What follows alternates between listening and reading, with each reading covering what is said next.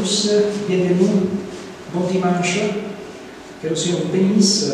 Nous sommes ici réunis pour rendre un culte à notre Seigneur. Et je vous invite à vous lever pour les premiers chants. Nous allons chanter le cantique « Je chanterai gloire à l'Éternel ».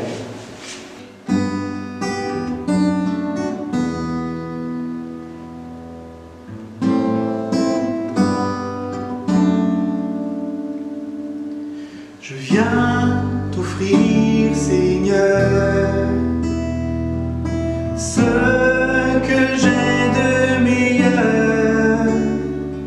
Je viens t'offrir ma vie. Oui, à toi, Jésus-Christ. Et même si je suis fragile, et même si c'est difficile, je chanterai gloire à l'Éternel. Je chanterai louange à son nom. Je chanterai Dieu, mon essentiel. Je chanterai l'honneur de son nom. Je viens te dire, Seigneur,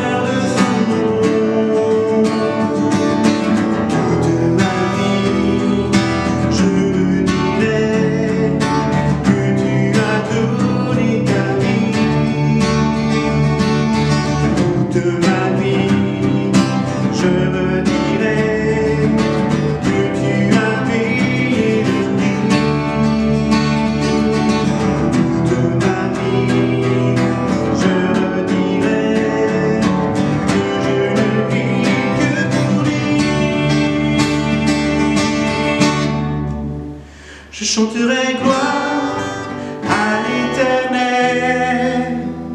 Je chanterai louange à son nom. Je chanterai Dieu, mon essentiel. Je chanterai en l'honneur de son nom. Je viens t'offrir, Seigneur,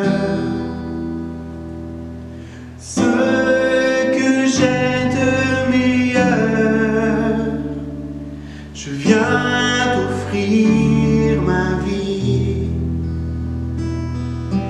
Oui, à toi, Jésus-Christ.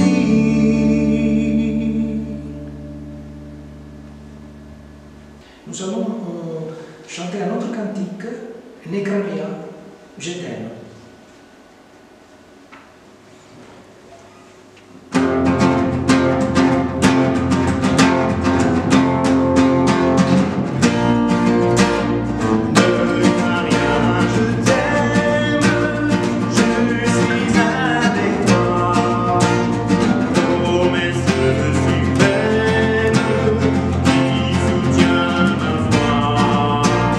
La sombre vallée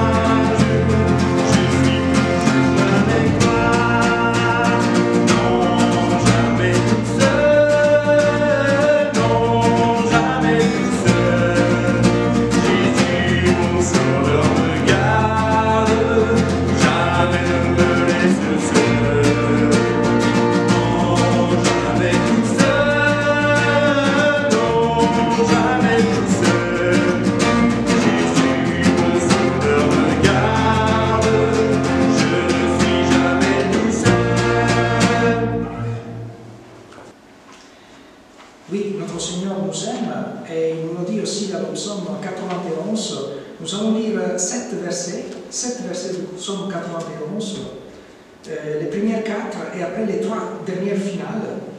Celui qui demeure sous l'abri du Très-Haut repose à l'ombre du Tout-Puissant.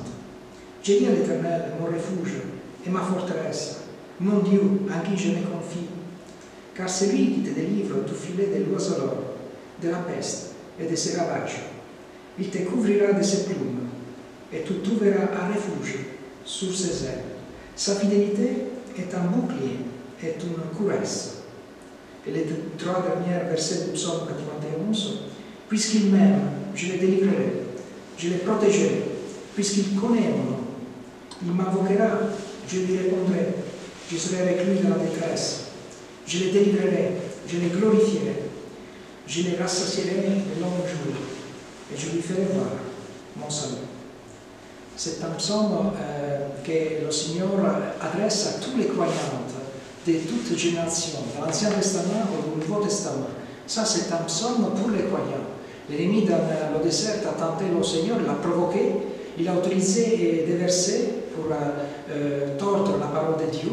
Mais ce psaume-là, c'est un psaume pour tous les véritables croyants. Et la clé de ce psaume-là, c'est le verset 14. Quand le Seigneur nous dit, puisqu'il m'aime, je le délivrerai, je le protégerai, puisqu'il connaît mon nom.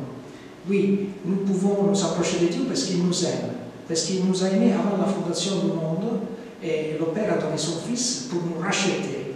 Mais aussi Jésus nous aime, aussi Jésus nous a rachetés par son sang. L'apôtre Paul, quand il écrit aux Romains, il dira, appelé par Jésus-Christ, bien-aimé, sainte, bien-aimé de Dieu, appelé par Jésus-Christ. L'appel n'est pas seulement du Père, mais aussi du Fils. Et en effet, dans Matthieu 11, 28, nous voyons comme le Seigneur nous dit, personne ne connaît le Père si ce n'est pas le Fils, personne ne connaît le Fils si ce n'est pas le Père, et à qui le Père le Fils veut le révéler. Et pour cela, nous devons remercier le Seigneur parce que c'est un psaume d'intimité avec le Seigneur. Et en effet, après, on peut revenir au premier verset. Il dit, celui qui demeure sous l'abri du Très-Haut repose à l'ombre du Tout-Puissant. Si nous sommes pleins de cet amour du Seigneur, nous pouvons demeurer près du Seigneur sous l'abri du Très-Haut. Et comme le Seigneur nous dit, si nous demeurons à lui, nous portons beaucoup de fruits, de bons fruits. Demeurer, ça veut dire s'attacher au Seigneur. Demeurer, ça veut dire désirer, aimer et être près du Seigneur toujours plus. Et je vous invite à prier le Seigneur pour le remercier pour cette intimité qu'il nous a donnée. Amen. Oui, Seigneur, nous te remercions pour l'intimité que tu nous as donnée, Père, parce que dans cette intimité, tu as envoyé Jésus pour nous sauver. Seigneur Jésus, dans cette intimité, tu nous as rachetés et réconciliés avec Dieu le Père. Nous te louons pour cela, au nom de Jésus. Amen. Nous continuons notre culte avec le cantique. Non, il y a la prière pour le sujet de prière de toute l'Église. C'est une semaine de prière. Nous prions pour notre Église locale, nous prions pour l'unité, nous prions pour les jeunes, nous prions aussi pour un réveil et à l'intérieur et à l'extérieur de l'Église. Je vous invite à prier pour ces sujets. Et ajouter aussi la prière pour les autorités. Il y a 3 problèmes principaux, la maladie, le Covid, il y a les terroristes, il y a le problème économique derrière la porte. Je vous invite à prier afin que le Seigneur intervienne pour ces enfants, qui donnent de l'intelligence aux autorités et que nous puissions être prêts à faire sa volonté. Amen.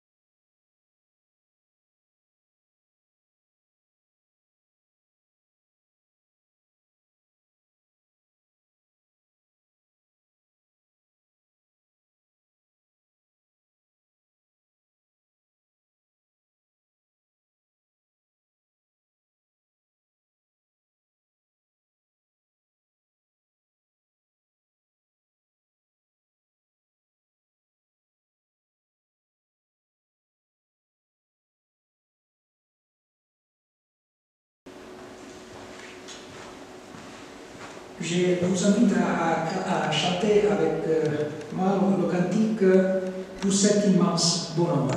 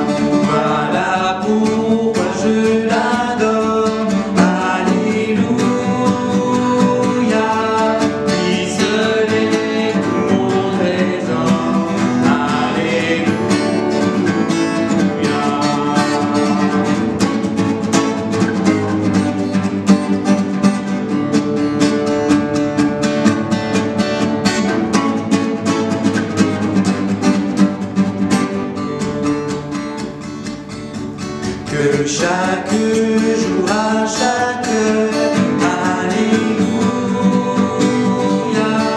en moi tu es ta demeure, alléluia, que ma vie soit une fleur, alléluia, un parfum de toi Seigneur, alléluia.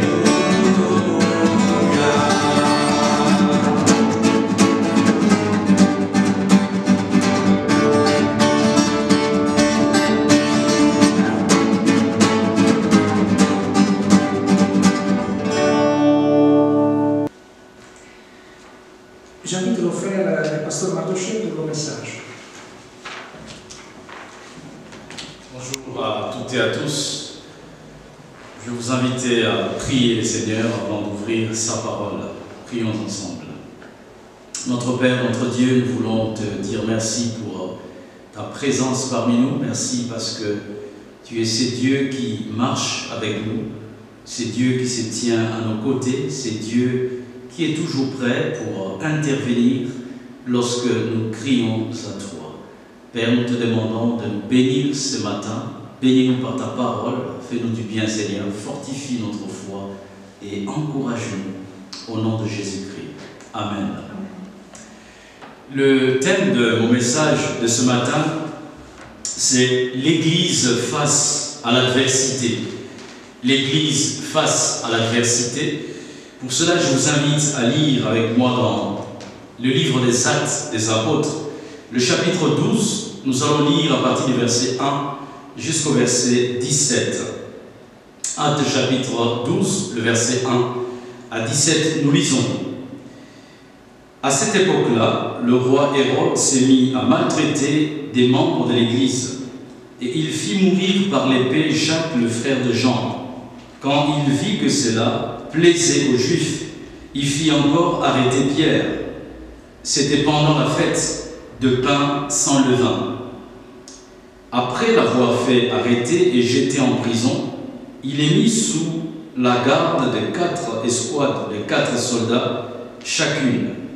Il avait l'intention de le faire comparaître devant le peuple après la Pâque. Pierre était donc gardé dans la prison et l'Église adressait d'ardentes prières à Dieu pour lui. La nuit qui précédait le jour où Hérode allait le faire comparaître, Pierre, attaché avec 2 chaînes, dormait entre 2 soldats de sentinelles postés devant la porte, gardaient la prison. Soudain, un ange du Seigneur survint et une lumière resplendit dans la cellule. L'ange réveilla Pierre en le frappant au côté et lui dit « Lève-toi vite !» Les chaînes tombèrent de ses mains, Puis l'ange lui dit « Mets ta ceinture et tes sandales. » C'est ce qu'il fit. L'ange lui dit encore « Mets ton manteau et suis-moi. » Pierre sortit et le suivit, sans savoir que ce que l'ange faisait était réel. Il croyait avoir une vision. Ils passèrent la première garde, puis la seconde, et ils arrivèrent à la porte de fer qui mène à la ville. La porte s'ouvrit d'elle-même devant eux. Ils sortirent et s'avancèrent dans une rue. Aussitôt, l'ange quitta Pierre.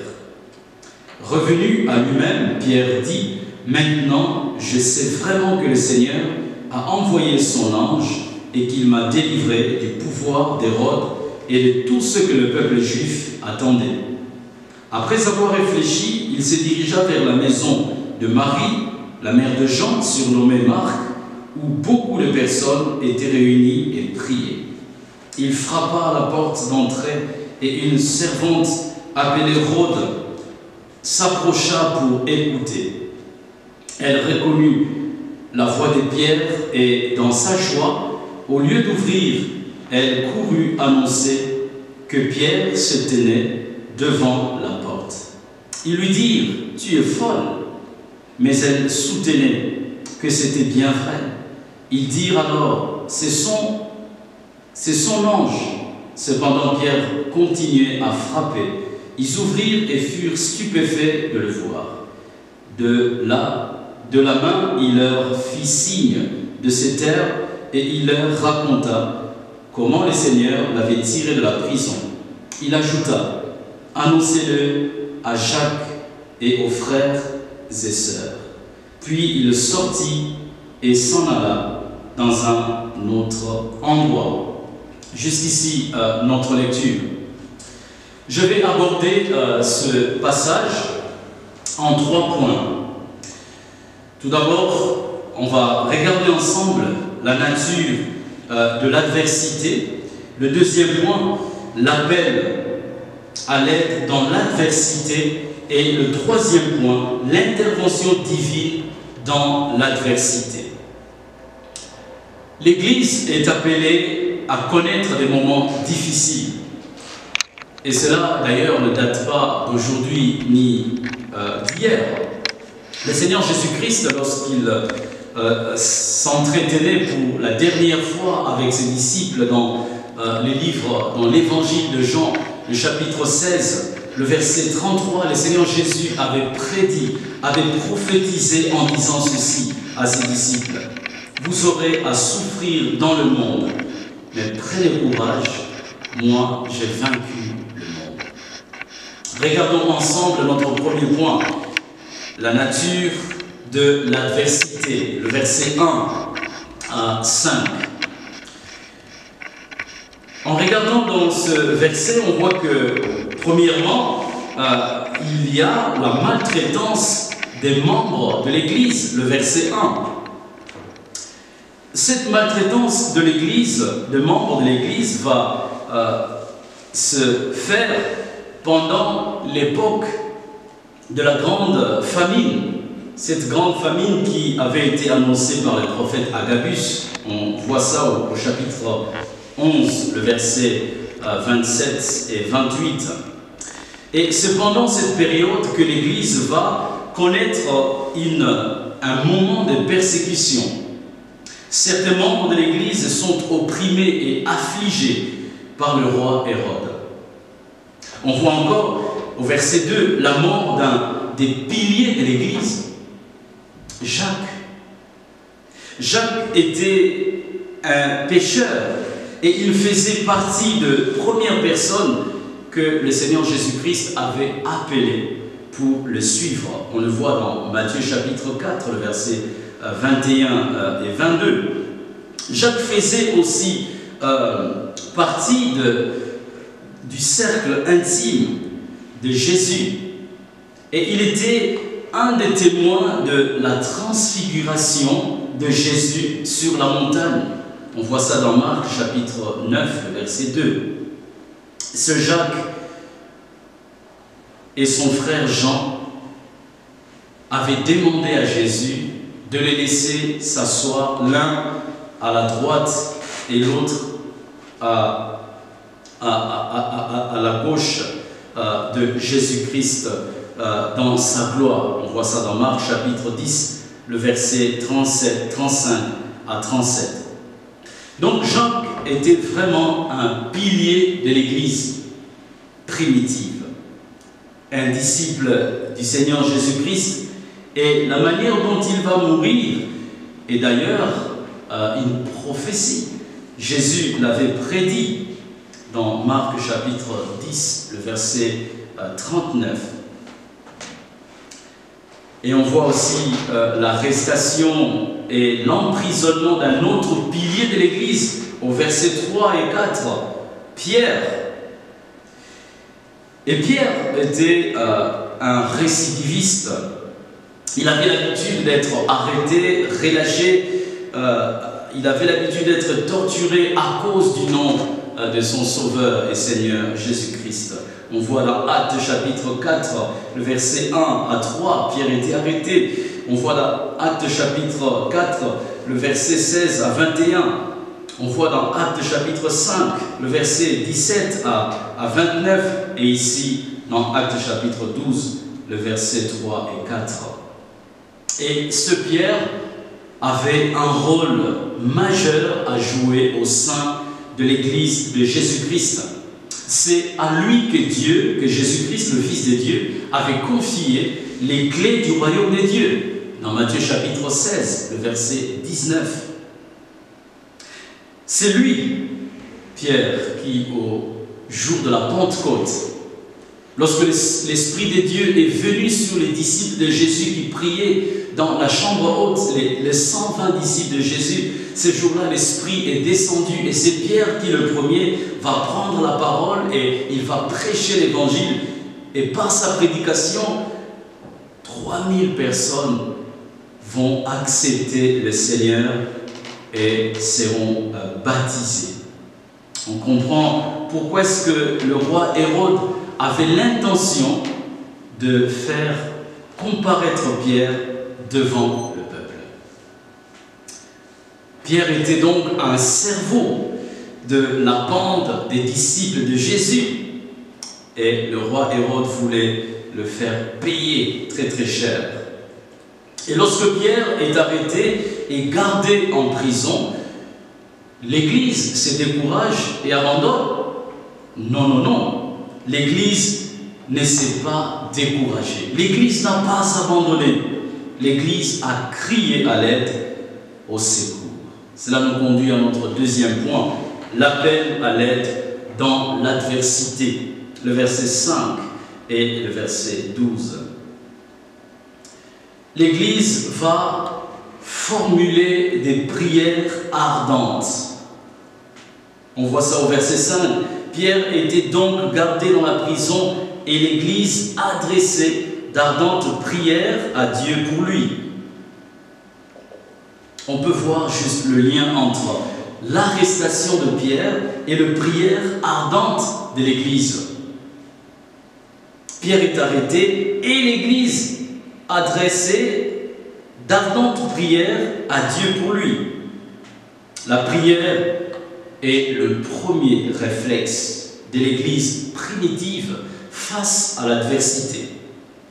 Et dans d'autres versions de la Bible, il est dit par rapport au verset 5, l'Église ne cessait d'adresser pour lui des prières à Dieu.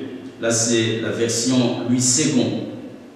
La version Darby dit ceci: l'Église priait ardemment Dieu en sa faveur. Ça, c'est plutôt la version Semmer. Et la version Darby dit: l'Église faisait d'instantes prières à Dieu pour lui. Dans l'adversité, l'Église a prié avec détermination, sérieux et de façon assidue. L'Église n'a pas abandonné. L'Église ne s'est pas découragée. L'Église n'a pas non plus cherché ses propres moyens pour venir en aide à Pierre. Donc on voit que l'Église, face à cette adversité, l'Église s'est tournée vers le Seigneur pour prier de façon ardente. Frères et sœurs, la prière est l'expression de ceux et celles qui se sentent faibles.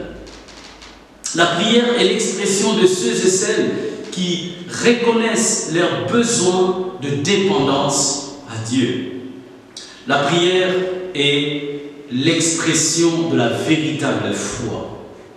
Michael Reeves, l'auteur d'un petit livret sur la prière, définit la prière comme étant le principal exercice de la foi. Il affirme encore en disant « La prière est le moyen d'expression de la vraie foi ». Cela nous montre également que l'absence de prière n'est rien d'autre que l'athéisme et la preuve de notre manque de foi en Dieu. Lorsque nous prions, nous affirmons notre foi en Dieu. Et manquer de prier est une démonstration de notre manque de foi en Dieu. Dans l'adversité, l'Église primitive a posé un geste de foi en se tournant vers Dieu par la prière. Dans l'adversité, les croyants de l'Église primitive se sont réunis comme un seul homme dans la prière pour chercher l'aide de Dieu. On voit ça au verset 12. En France, lorsque quelqu'un est en danger, il doit composer le 17. C'est un appel à l'aide pour demander l'intervention d'une patrouille de police ou de la gendarmerie. Et en tant que croyant, en tant qu'Église, notre numéro d'appel à l'aide est par exemple le psaume 50, le verset 15, qui nous dit « Fais appel à moi quand tu es dans la détresse, je te délivrerai et tu m'honoreras. » Nous avons beaucoup d'appels dans la Bible. Il y a encore Jérémie chapitre 33, 3 qui dit « Invoque-moi et je te répondrai, je t'annoncerai de grandes choses que tu ne connais pas. » Ne pas savoir crier à l'aide lorsque nous faisons face à l'adversité, c'est manquer de faire confiance en celui qui est capable de nous délivrer. Et c'est s'exposer encore à bien des problèmes.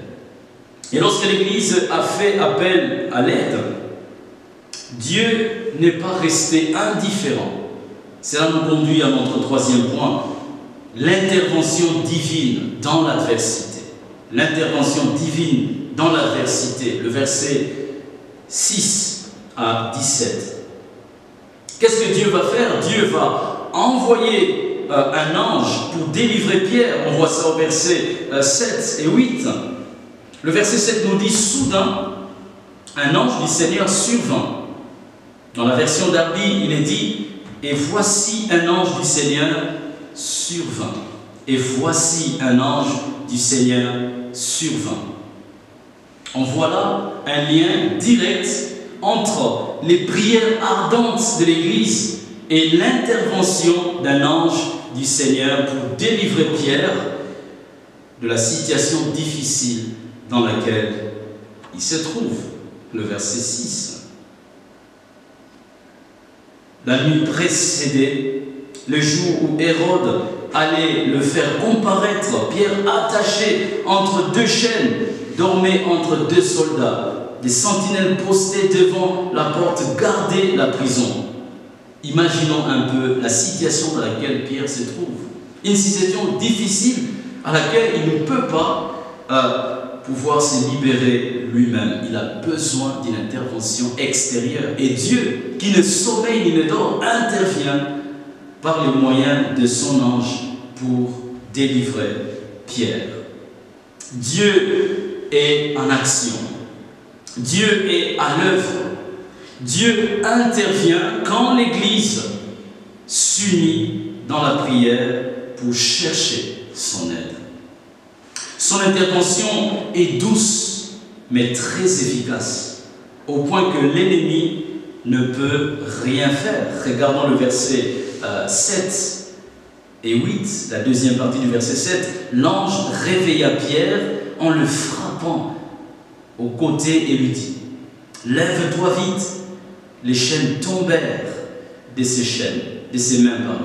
Puis l'ange lui dit « Mets ta ceinture et tes sandales. » C'est ce qu'il fit. Et l'ange lui dit encore « Mets ton manteau et suis-moi. » L'ange intervient avec douceur et avec efficacité. Son intervention, l'intervention de Dieu est toujours à temps, au point même de surprendre son propre peuple, son Église. Et regardons la manière dont le peuple de Dieu va réagir face à cette intervention divine. Regardons tout d'abord la réaction de Pierre face à la délivrance de l'ange. Pierre croit rêver. Au verset 9 à 12, Pierre croit voir une vision. Et pourtant Pierre est dans la réalité. L'ange est là en train d'intervenir, de le libérer, de le secourir. Pierre croit rêver. Il croit voir une vision. Et deuxièmement, regardons la réaction de l'Église face à l'intervention divine. Il y a d'une part la joie. On voit ça chez Rhodes, cette servante, au verset 13. D'autre part, on voit le doute et l'étonnement de l'Église, versets 13 à 17. L'Église n'en revient pas que Dieu ait déjà intervenu. Ils ont l'impression que Rhodes raconte n'importe quoi. Et pourtant, Pierre est bel et bien devant la porte en train de toquer. N'est-ce pas formidable l'intervention de Dieu? L'Église est surprise par la rapidité même de l'intervention de Dieu. Mais la vérité, frères et sœurs, est que notre Dieu fait toutes choses belles en son temps. Pas selon notre temps, pas selon notre timing, mais selon le temps de Dieu. L'Église est surprise, étonnée par la manière dont Dieu a répondu de façon aussi rapide. Mais Dieu répond toujours au moment voulu. Alors, quelques applications pour nous, de façon personnelle et collective. Chers frères et sœurs, face à nos difficultés, face à nos défis en tant qu'Église, ayons recours à la prière. Faisons de la prière le premier réflexe. Sachons faire appel à notre Dieu par la prière. Sachons prier avec ardeur, de façon sérieuse et déterminée. Soyons unis en tant qu'Église pour faire monter à Dieu nos prières lorsque nous sommes confrontés à des situations difficiles. Suivons l'exemple de l'Église primitive qui, face à l'adversité, a su se mettre ensemble comme un seul homme pour chercher l'intervention des dieux. Ne cherchons pas Dieu seulement pendant des moments difficiles, mais sachons faire de la prière notre respiration, notre manière de vivre en tant qu'individu, de façon personnelle, mais aussi en tant qu'Église. Prions Dieu pendant des moments de paix, mais cherchons-le aussi lorsque nous rencontrons des défis qui nous dépassent. Frères et sœurs, sachons qu'il n'y a aucune situation qui soit plus grande que notre Dieu. Notre Dieu est grand, il est souverain, il est au-dessus de tout. Rien ne lui est impossible. Il est un Dieu incomparable. il sait toujours agir au bon moment. Sachons nous approcher de Dieu avec foi, avec confiance, car sans la foi, comme le dit l'Écriture, il est impossible d'être agréable à Dieu. Car il faut que celui qui s'approche de Dieu croit que Dieu existe et qu'il est le rémunérateur de ceux qui le cherchent. Dieu sait récompenser ceux qui le cherchent par la prière, ceux qui s'approchent de lui avec confiance, avec foi, avec détermination. Dieu sait les récompenser. Lorsque nous prions, frères et sœurs, selon la volonté de notre Dieu, prenons conscience que Dieu écoute nos prières. Et sachons nous attendre à son intervention. Il y a un lien direct entre les prières et l'intervention de Dieu.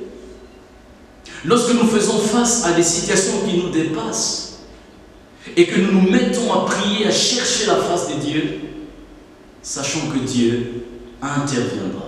Si nous prions, si nous cherchons Dieu de tout notre cœur, si nous prions selon la volonté de Dieu, sachons que Dieu écoute nos prières et il interviendra.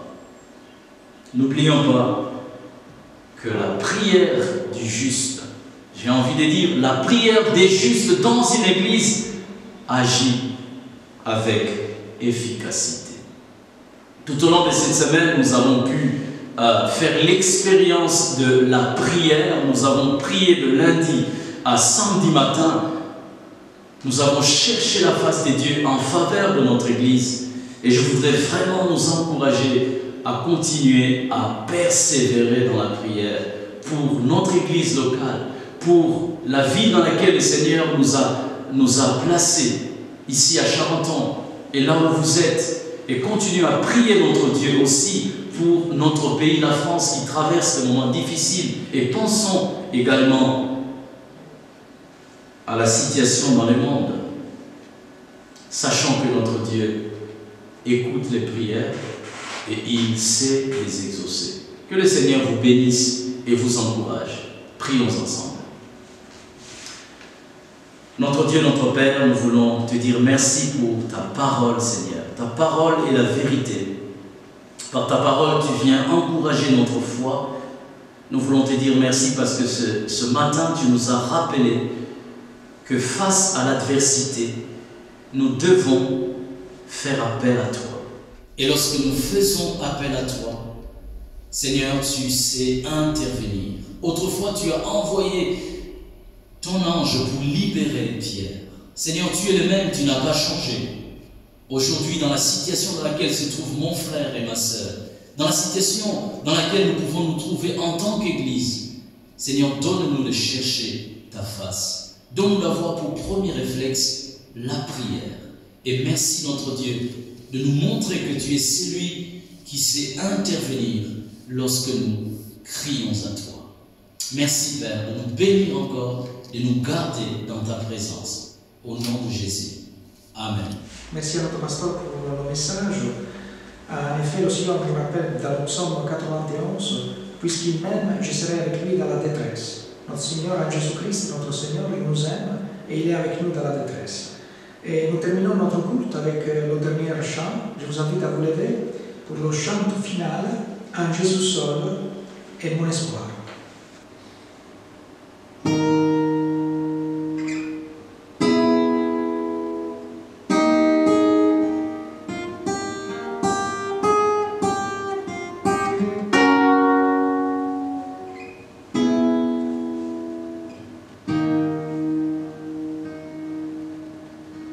En Jésus seul est mon espoir, lui ma lumière, ma force, mon champ, pierre angulaire, solide rempart, même quand l'orage devient violent.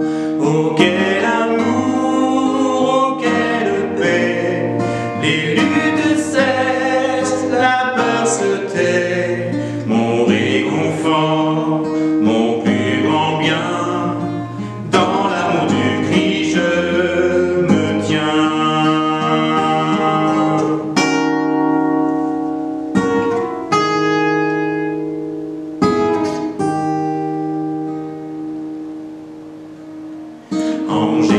seul, Dieu s'est fait chair dans un enfant auquel mystère, ce don d'amour, de sainteté, haï pas ce qu'il vint sauver.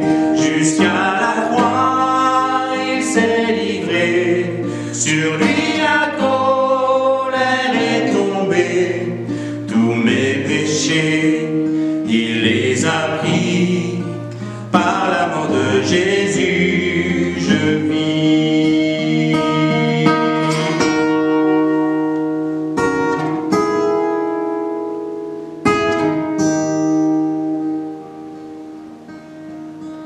Là dans la tombe, il reposait, lumière vaincue par les ténèbres. Quel jour glorieux, il apparaît, d'entre les morts il se relève. Et sur ma vie, par sa victoire, le péché perd son pouvoir. L'un est à moi, je suis à lui, racheté par le sang du Christ.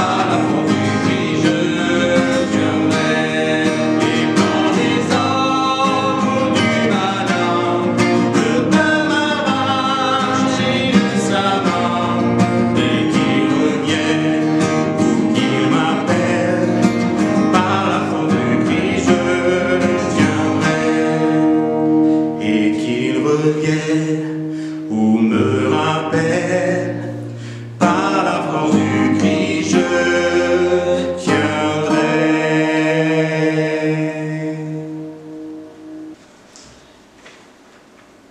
Que le Signore bénisse, bon dimanche à tous.